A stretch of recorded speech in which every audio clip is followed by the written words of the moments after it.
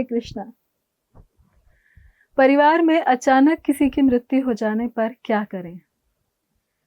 ये बहुत ही स्वाभाविक है कि जब किसी पारिवारिक सदस्य की मृत्यु होती है तो परिवार के सभी सदस्य इस पर दुखी होते हैं और उस मृत व्यक्ति के वियोग को हृदय से लगा लेते हैं। आसपास या परिवार में कोई भी मृत्यु हमें ये सिखाती है कि एक ना एक दिन ये शरीर समाप्त हो जाएगा और इसका कोई उपाय नहीं। हमें मजबूर होकर उसे सहना ही पड़ता है। जन्म लेने वाले की मृत्यु होगी और मरने वाला कहीं ना कहीं अवश्य ही जन्म लेगा। गीता में भगवान कहते हैं कि जिसका जन्म हुआ है उसकी मृत्यु निश्चित है और जो मरता है वो जन्म अवश्य लेता है।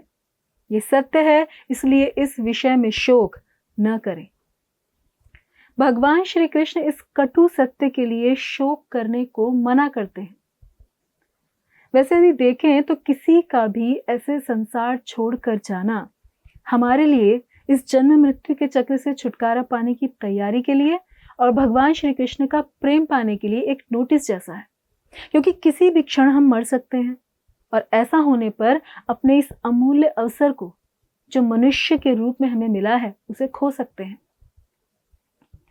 जिन कर्म के फलों का भोग प्रारंभ हो चुका है उनके नष्ट होते ही यह शरीर भी नष्ट हो जाएगा और इस शरीर का अंत बीमारी, दुर्घटना किसी भी तरीके से हो सकता है। ये सब केवल निमित्त मात्र हैं। प्राणी भगवान की इच्छा से आते हैं और चले जाते हैं, लेकिन हम उन्हें अपना समझते हैं क्योंकि हमें सत्य का ज्ञान नहीं और इसीलिए आसक्ति के कारण कष्ट उठाते हैं। हमारी इच्छा से ना तो कोई आता है और ना ही कोई जाता है। हमारा ये सोचना गलत है कि माता पिता, बच्चे और ये सभी रिश्तेदार हमारे हैं, क्योंकि इस जगत में कोई हमारा नहीं है।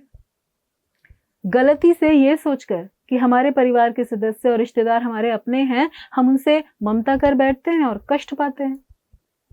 गीता भगवान श्री कृष्ण ने कही ही अर्जुन से उसके इस भ्रम को दूर करने के लिए कि वो युद्ध भूमि में खड़े हुए लोगों को रिश्तेदार नहीं बल्कि उनके सच्चे रूप में देखे कि वो आत्मा है जो कभी नहीं मरती, जिसे कोई मार नहीं सकता।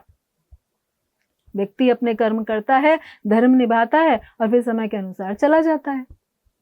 किंतु यदि व्यक्ति भगवान श्री कृष्ण की शरण ग्रहण करे, उनकी भक्ति प्रारंभ करे, तो वो जन्म मृत्यु के चक्र से भी निकल जाता है और मोक्ष को भी प्राप्त कर सकता है।